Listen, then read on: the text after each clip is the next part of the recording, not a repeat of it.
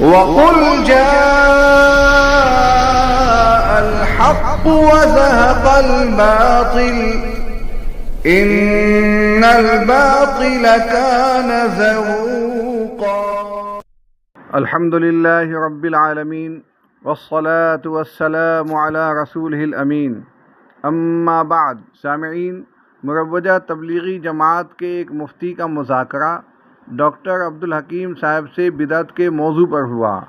مفتی صاحب نے اس مذاکرے میں مروجہ تبلیغی جماعت کے بارے میں جو کچھ کہا ہے وہ چونکانے والا ہے۔ پہلے مفتی صاحب اور ڈاکٹر صاحب کا مذاکرہ سن لیجئے، اس کے بعد میرا تبصرہ۔ جی السلام علیکم ورحمۃ اللہ۔ السلام۔ مفتی عرفان صاحب بول رہے ہیں؟ جی خیریت سے ہیں حضرت؟ الحمدللہ۔ حضرت صاحب وہ کچھ دین کی بات ذرا سا سمجھا دیں گے؟ ہمارے جمعہ میں امام صاحب خطبہ جی پڑھا، کل بدعت ضلالہ کل ضلالۃ فی النار، ہر بدعت گمراہی، ہر گمراہی جہنم میں جائے گا۔ جی اب بدعت کسے کہتے ہیں؟ عام طور سے لوگ یہی جانتے ہیں کہ دین میں کسی نئی چیز کو داخل کرنا، اس کا نام بدعت ہے۔ جی لیکن مثال کے طور پر سمجھائیے تاکہ بات سمجھ میں آ جائے، تاکہ ہم ان چیزوں سے بچیں۔ جی کہاں سے بول رہے ہیں آپ؟ میں یو پی سے بول رہا ہوں۔ جی کسی نے نمبر آپ کا دیا کہ مفتی صاحب سے سمجھ لیجیے، انشاءاللہ بتا دیں گے آپ کو۔ مجھے ذرا ہے نا، آپ واٹس ایپ پہ سلام لکھ کر بھیج دیں تو میں اطمینان سے آپ کو پوری مثال کے ساتھ پیش کر کے۔ نہیں، ایسے ہی بات کر لیں بہتر ہے، اس لیے کہ کوئی چیز اگر سمجھ میں نہ آئی تو ہم پوچھ لیں گے، جی تو وہ واٹس ایپ پر وہ چیز نہیں ہو پائے گی۔ بھئی آپ نے کوئی چیز بتایا ہمارے سمجھ میں نہیں آئی، تو جیسے نئی چیز نہیں۔ ہاں جی بولیے بولیے۔ صرف اتنا کافی نہیں ہے کہ یوں کہہ دینا کہ دین میں نئی چیز، دین میں نئی چیز دین سمجھ کر، دین میں نئی چیز داخل کرنا دین سمجھ کر، ٹھیک ہے۔ مثال کے طور پر یہ بریلوی حضرات جو عید میلاد کا جلوس نکالتے ہیں، یا پھر جو مجلسیں کرتے ہیں، یا پھر وہ 12ویں 13ویں میت پر جو کرتے ہیں، اس کو سب دین کا حصہ انہوں نے سمجھ لیا، برابر۔ تو اب یہ اس کو دین کا حصہ سمجھ کر کیا، اس لیے بدعت ہو گئی، ٹھیک ہے۔ اگر کوئی نہیں کرتا ہے تو وہ اس پر تانا تشنی کرتے ہیں، گالی گلوچ کرتے ہیں، ٹھیک ہے۔ اب مثال کے طور پر وہ ہم پر بھی اعتراض کرتے ہیں کہ تم لوگ 15ویں اگست کا جلسہ کرتے ہو، 26ویں جنوری کا کرتے ہو، بخاری کا کرتے ہو، فلاں کرتے ہو، تو ہم ان کو یوں کہتے ہیں کہ ہم اس کو دین سمجھ کر نہیں کر رہے ہیں۔ اگر کوئی نہیں کرتا ہے تو نہ کرے، کوئی کرتا ہے تو کرے، ہاں کرے، ہم کسی پر تانا تشنی نہیں کرتے ہیں۔ پھر وہ کبھی کہتے ہیں کہ مدرسہ بدعت ہے، پنکھا بدعت ہے، بریانی بدعت ہے، فلاں بدعت ہے، تو ہم اس کا جواب یہی دیتے ہیں کہ یہ سب ہم نے دین سمجھ کر نہیں کیا، یہ تو دنیاوی ایجادات ہے، اس سے فائدہ اٹھایا جا سکتا ہے۔ رہی بات مدرسے کی، تو مدرسے کو بھی کوئی چلانا چاہے تو چلائے، نہ چلانا چاہو تو نہ چلائے، اس پر بھی کوئی زبردستی نہیں ہے۔ اس کو بھی ہم نے دین کا حصہ، ایسا دین کا حصہ نہیں سمجھا ہے کہ کوئی اس طریقے کو چھوڑ کر دوسرے طریقے سے دین کی تعلیم پھیلائے تو وہ برا ہے، ایسا ہم نہیں کہتے ہیں۔ اچھا، کوئی آدمی اگر یہ سمجھے کہ گھر پہ جسے ہم تلاوت کرتے ہیں اس کا ثواب، مدرسے میں ہم تلاوت کرتے ہیں، کہ دونوں کے ثواب میں فرق ہے؟ جسے مدرسے میں ہم تلاوت کرتے ہیں ثواب زیادہ ہو گیا، مدرسے میں نہیں، مسجد میں، مدرسے میں نہیں ہوگا۔ نہیں مدرسے کی بات کر رہا ہوں۔ جی، مدرسے میں اگر ہم تلاوت کرتے ہیں تو اس کا ثواب زیادہ ہوگا بنسبت گھر کے، تو یہ بدعت میں شامل ہو جائے گا۔ ہاں، یہ ایسا سمجھنا یہ بدعت میں، کیونکہ ایسا ہے نہیں۔ کوئی اگر یہ کہے کہ ہم جو اپنے مسجد میں نماز پڑھتے ہیں اس کا ثواب، ہم اللہ کے راستے میں نکل کے نماز پڑھتے ہیں اس کا ثواب زیادہ ہوگا، اس کو کیا کہیں گے؟ ہاں، وہ ہو سکتا ہے۔ وہ اس کی وجہ یہ ہے کہ چونکہ اللہ کے راستے میں گویا ایک عبادت پہلے سے شامل تھی آپ کی، کہ آپ اللہ کے راستے میں نکلے ہوئے تھے، پھر اس کے ساتھ نماز بھی شامل ہو گئی، تو اب ظاہر سی بات ہے دو ثواب آپ کے ہو گئے۔ تو اللہ کے راستے میں نکلنے پر جو بتایا جاتا ہے 7,700,000 گنا ثواب، کیا یہ بات صحیح ہے؟ اس طرح کی کوئی عدد طے نہیں ہے، بس یہ ہے کہ کئی گنا ثواب زیادہ ملتا ہے۔ کہاں پہ ہے؟ جو لوگ بتاتے ہیں 700 گنا 7,00,000 گنا، اگر یہ کوئی بیان متعین کر کے کرتا ہے تو یہ صحیح کر رہا ہے کہ غلط کر رہا ہے یا بدعت ہو گئی؟ نہیں، اگر وہ روایت میں ہے، وہ اصل میں روایت دیکھ لیتا ہوں کہ اس طرح کی کوئی عدد کے ساتھ روایت ہے یا نہیں ہے، ٹھیک ہے۔ باقی اتنا ضرور ہے۔ نہیں، اب دوسرا سوال مفتی صاحب یہاں پر یہ ہو گیا کہ مروجہ تبلیغی جماعت میں نکلنے کی شرعی حیثیت کیا ہے؟ سنت، فرض، واجب، مستحب کیا ہے؟ اس کو فرض علی الکفایہ کہیں گے. فرض علی الکفایہ کہیں گے. فرض علی الکفایہ کا مطلب یہ ہے اگر کوئی مدرسے میں پڑھا رہا ہے تو فرض علی الکفایہ ادا نہیں ہوا. تو وہ مدرسے میں پڑھانا بھی فرض علی الکفایہ ہے. تو پھر تبلیغ میں نکلنے پر جی اگر وہ یہ چیز کہی جاتی ہے 7,700 گنا، جی یہ اس کا نکلنا جو ہے مباح ہے، سنت ہے، فرض ہے، واجب ہے. فرض علی الکفایہ ہے، اس کو یوں فرض کہہ علی سکتے ہیں. الکفایہ اگر مدرسے میں نکلنے سے ادا ہو گیا تو اس میں یہ فرض علی الکفایہ کہاں باقی رہا؟ یہ تو وہ فرض علی الکفایہ مختلف ہوتا ہے نا. مثال کے طور پر نماز جنازہ بھی فرض علی الکفایہ ہے. پڑھ لیا کسی نے 3-4 لگا، فرض علی الکفایہ ادا ہو گیا. مدرسہ خانقاہ ہو گیا تو فرض علی الکفایہ تو ادا ہو گیا. اب اس کا مقام کیا رہا نکلنے کا شرعی اعتبار سے؟ شرعی مقام سے اس کا حکم یہی رہے گا کہ اگر کچھ افراد اس کو ادا کر رہے ہیں تو گویا وہ دین کی خدمت میں لگے ہوئے ہیں، اتنی حیثیت ہے اس کی. شرعی اعتبار سے اس کی حیثیت کیا رہے گی؟ فرض، واجب، سنت، مستحب، مباح کیا ہے؟ دیکھو مطلق فرض بھی نہیں، مطلق سنت بھی نہیں. اچھا حالات کے اعتبار سے بھی کبھی کبھی بدلتا رہتا ہے. وہ یہ حالات نہیں. اب یہاں پر جو نکل رہے ہیں لوگ بتاتے ہیں اس کو نکلو، تو اب یہ نکلنے کی حیثیت، شرعی حیثیت کچھ متعین ہوگی نا. فرض ہے، واجب ہے، سنت ہے، وہی میں مستحب. بتا رہا ہوں نا، فرض علی الکفایہ یہ حیثیت ہے. مفتی صاحب فرض علی الکفایہ تو آپ کے مدرسہ پڑھا رہے ہیں، ادا ہو گئی. اب فرض نہیں علی نہیں الکفایہ نہیں، یہاں کہاں باقی رہا؟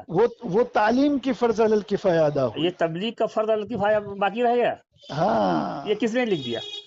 وہ اس لیے کہ قرآن مجید میں اللہ کے رسول صلی اللہ علیہ وسلم کی جو مشن بتائیں نہیں، کہ ہم آپ دوسری بات، آپ جو تعلیم دے رہے ہیں جی اس سے فرض علی الکفایہ نہیں ادا ہوگا تبلیغ کا. جو لوگ خانقاہوں میں ہیں اس سے فرض علی الکفایہ نہیں ادا ہوگا تبلیغ کا. صرف وہی تبلیغی جماعت ہی سے فرض علی الکفایہ ادا ہوگا.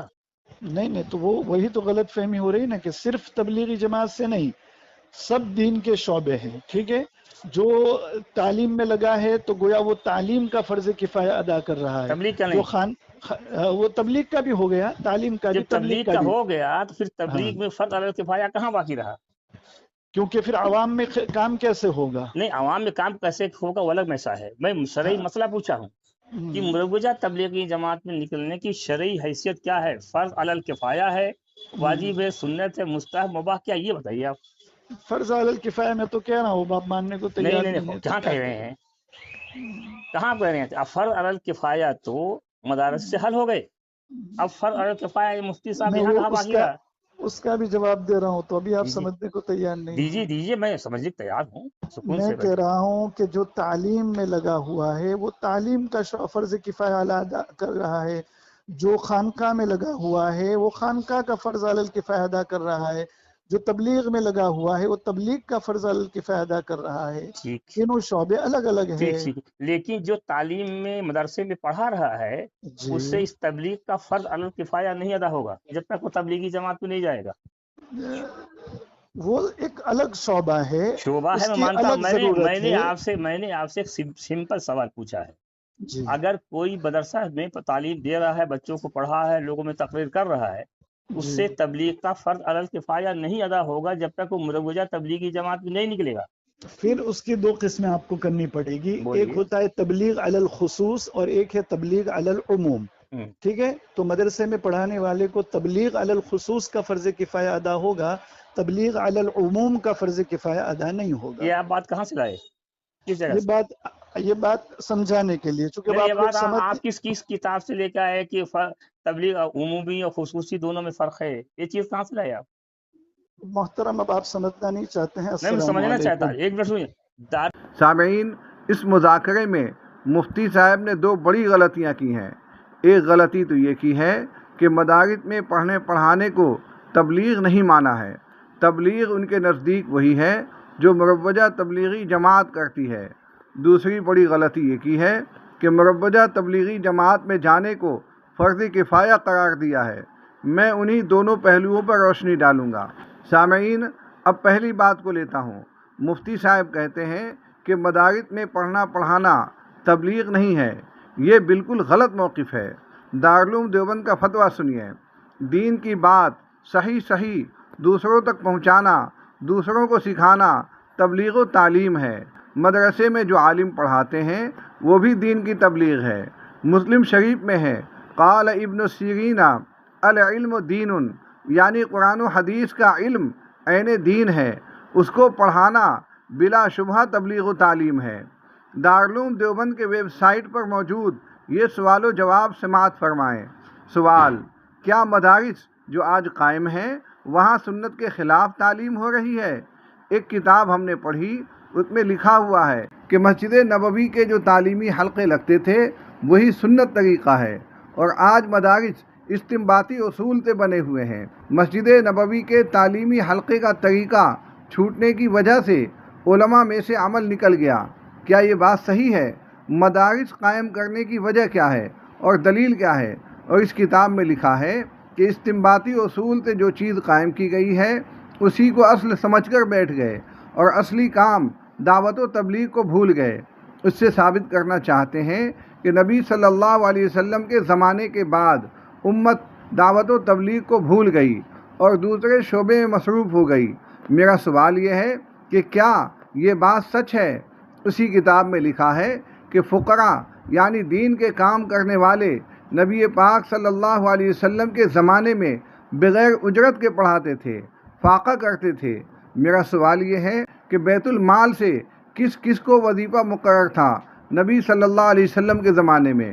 اسی کتاب میں لکھا ہے کہ تمام کام مسجد نبوی سے ہوتے تھے، تو آج تمام کام کو اگر مسجد میں منتقل کر دیں گے تو کیا حالات پہ سوچ سکتے ہیں؟ جواب: دعوت و تبلیغ کے طریقے شریعت نے مقرر نہیں فرمائے ہیں۔ دینی مدارس میں جو قرآن و حدیث اور دیگر علوم کی تعلیم ہوتی ہے یہ بھی دعوت و تبلیغ ہے اور عین دین ہے۔ خانقاہوں میں بیٹھ کر بزرگان جو اصلاح باطن اور تزکیہ نفس کی خدمت انجام دیتے ہیں یہ بھی دعوت و تبلیغ ہے۔ تصنیف و تالیف اور دینی مضمون نگاری یہ بھی دعوت و تبلیغ ہے۔ آگے لکھتے ہیں، حضرت مولانا الیاس رحمۃ اللہ علیہ کے ملفوظات میں ہے کہ میں نے یہ جماعت اس لیے قائم کی ہے تاکہ زیادہ سے زیادہ مدارس قائم ہوں۔ جو کچھ باتیں آپ نے نقل کی ہیں یہ صحیح نہیں ہے، خالص غلو کی باتیں ہیں۔ ابتداءً اسلام میں تعلیم کا نظام مسجد نبوی میں ضرورت کی وجہ سے تھا۔ جب مسلمانوں کی کثرت ہو گئی اور مساجد میں نظام تعلیم ممکن نہ رہا تو علماء نے مدارس قائم کیے۔ ایسا نہ کرتے تو مسجد کا احترام ختم ہو جاتا۔ خلفائے راشدین کے زمانے میں اور ان کے ماں بعد کے زمانے میں سلاطین و امراء ہمیشہ پڑھانے والوں کو وظیفہ دیتے رہے ہیں، بغیر اجرت کے اور بغیر وظیفے کے بھی پڑھانے والے تھے، اور آج بھی بغیر اجرت کے پڑھانے والے موجود ہیں۔ اجرت لے کر پڑھانا یہ کوئی ناجائز کام نہیں ہے۔ سامعین، ان فتووں سے واضح ہوا کہ مدارس میں پڑھنا پڑھانا بھی تبلیغ ہے۔ مفتی صاحب نے دوسری غلطی یہ کی ہے کہ مروجہ تبلیغی جماعت میں جانے کو فرض علی الکفایہ کہا ہے۔ فرض عین اور فرض کفایہ کی تعریف کیا ہے؟ پہلے انہیں سن لیجئے، اس کے بعد اگلی بات۔ جامعہ بنوری ٹاؤن کراچی نے ان دونوں کی تعریف یہ کی ہے۔ فرض عین سے مراد وہ فرض ہے جس کا ادا کرنا ہر عاقل بالغ پر ضروری ہے، جیسے پنجگانہ نماز اور دیگر فرض شدہ احکام۔ فرض کفایہ کی تعریف: فرض کفایہ سے مراد وہ فرض ہے جس کو ایک دو مسلمان ادا کر لیں تو سب مسلمانوں کے ذمے سے فرض ساقط ہو جائے گا، اور اگر ایک آدمی بھی ادا نہ کرے تو سب مسلمان گناہ گار ہوں، جیسے غسل میت اور نماز جنازہ۔ تحتاوی علی المراقی سے فرض کفایہ کی جو تعریف سامنے آتی ہے وہ یوں ہے: فرض کفایہ وہ فرض ہے جس کی تعمیل مقصود ہو، عامل متعین نہ ہو، اور اس کا حکم یہ ہے کہ بعض مکلفین کے ادا کرنے سے باقی لوگوں سے ساقط ہو جاتا ہو۔ اس صورت میں ثواب عمل کرنے والے کو ہی ملے گا، اور اگر کسی نے بھی ادا نہ کیا تو پھر ہر ایک مکلف گنہگار شمار ہو جاتا ہے، جیسے جنازے کی نماز، امر بالمعروف اور فقہ میں مہارت حاصل کرنا۔ سامعین، جس طرح فرض عین کا منکر کافر ہوتا ہے اسی طرح فرض کفایہ کا منکر بھی کافر ہوتا ہے۔ جامعہ بنوری ٹاؤن کراچی کا فتویٰ سنیے: نماز جنازہ فرض کفایہ ہے، اس لیے نماز جنازہ کی مشروعیت کا انکار کرنے والا شخص کافر ہو جائے گا۔ سامعین، مروجہ تبلیغی جماعت میں جانا مفتی صاحب کے نزدیک فرض کفایہ ہے۔ اب سوال یہ ہے کہ اگر کوئی شخص مروجہ تبلیغی جماعت کو برحق نہ مانے یا اسے گمراہ کہے تب تو مفتی صاحب کے بقول مروجہ تبلیغی جماعت کا مخالف کافر ہو جائے گا، حالانکہ ایسا نہیں ہے۔ مروجہ تبلیغی جماعت کا منکر یا مخالف کافر تو کیا ہوگا، گنہگار بھی نہیں ہوتا۔ دارالعلوم دیوبند کے ویب سائٹ کا یہ سوال و جواب دیکھیے اور اس سے مسئلے کی حقیقت تک پہنچیے۔ سوال: کیا تبلیغی جماعت میں جانا فرض عمل ہے؟ ایک شخص کہتا ہے کہ تبلیغی جماعت میں جانا جنت میں داخل ہونے کی ضمانت ہے۔ کیا یہ صحیح ہے؟ اگر کوئی شخص اپنی پوری زندگی میں کبھی تبلیغی جماعت میں نہیں گیا ہے تو کیا وہ گنہگار ہوگا؟ براہ کرم قرآن و حدیث کی روشنی میں وضاحت فرمائیں۔ شکریہ۔ جواب: مروجہ تبلیغی جماعت میں جانا نہ تو فرض ہے، نہ واجب، نہ سنت، بلکہ یہ عمل مباح ہے۔ اگر کوئی جائے اور دینی محنت کرے وہ اجر و ثواب کا مستحق ہوگا، اور اگر کوئی نہ گیا تو اللہ تعالیٰ کے یہاں اس کی کوئی پکڑ نہ ہوگی۔ جو شخص یہ کہتا ہے کہ مروجہ تبلیغی جماعت میں جانا جنت میں داخل ہونے کی ضمانت ہے، یہ صحیح نہیں ہے۔ اگر کوئی شخص پوری زندگی جماعت میں نہیں نکلا تو وہ گنہگار نہ ہوگا۔ سامعین، دارالعلوم دیوبند اپنے فتوے میں بارہا کہہ چکا ہے کہ مروجہ تبلیغی جماعت میں جانا مباح ہے۔ میں کہتا ہوں کہ یہ اباحت بھی اس وقت تک ہے جب تک اس میں منکرات کی ملاوٹ نہ ہو۔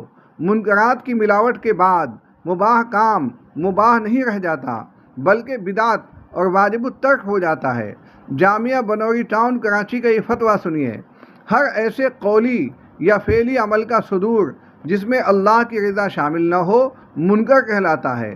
معرف القرآن میں منکرات کا احاطہ حضرت مفتی شفیع صاحب رحمۃ اللہ علیہ نے اس طرح فرمایا ہے کہ اسی طرح منکر میں تمام وہ برائیاں اور مفاسد داخل ہیں جن کو رسول کریم صلی اللہ علیہ وسلم کی طرف سے ناجائز قرار دینا معلوم و معروف ہے، اور مباح عمل میں کسی بھی منکر کی شمولیت کی وجہ سے وہ مباح عمل شرعاً ممنوع ہو جاتا ہے بلکہ بدعت بن جاتا ہے جس کا چھوڑنا لازم و ضروری ہو جاتا ہے۔ سامعین، اس وضاحت سے یہ بات معلوم ہوئی کہ مفتی صاحب کی دونوں باتیں غلط ہیں۔ اللہ تعالیٰ ملت اسلامیہ کو ہر طرح کے غلو اور بدعت و خرافات سے بچائے۔ وآخر دعوانا ان الحمد للہ رب العالمین۔